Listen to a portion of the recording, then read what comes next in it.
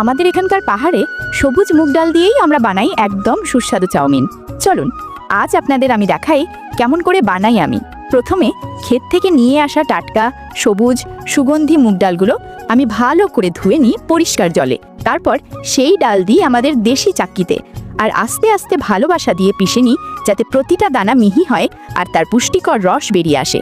এখন সেই পেশা মুগ আমি একটানা পাতলা কাপড়ে ঢেলে হাত দিয়ে আস্তে আস্তে চেপে ধরি, যাতে প্রতিটা ফোঁটা রস বেরিয়ে আসে আর মোটা দানাগুলো কাপড়ে থেকে যায়।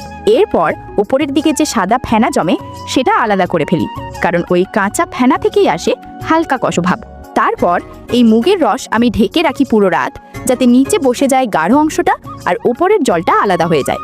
পরের সকালে খুব সাবধানে ওপরের জলটা ফেলে দিই, শুধু রেখে দিই নিচের ঘন মালাইয়ের মতো পুরো অংশটা। এই ঘন অংশটাই আমাদের চাউমিনের আসল ভিত্তি। এখন তাতে মিশিয়ে দিই 1 চিমটি লবণ, অল্প জল আর অল্প দেশি ঘি, যাতে স্বাদটা ভারসাম্যপূর্ণ আর টেক্সচারটা মোলায়েম হয়।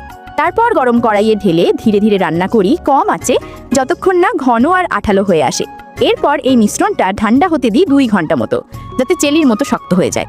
তারপর সেটা আমি পাতলা ছিদ্রওয়ালা ছাঁচে ভরে চাপ দিয়ে বের করি লম্বা লম্বা চাউমিনের ফিতেগুলো সরাসরি পড়ে ঠান্ডা জলে, যাতে তারা একে অপরের সঙ্গে না লেগে যায়। এবং দেখুন, তৈরি হয়ে গেল আমাদের ঐতিহ্যবাহী পাহাড়ি মুগ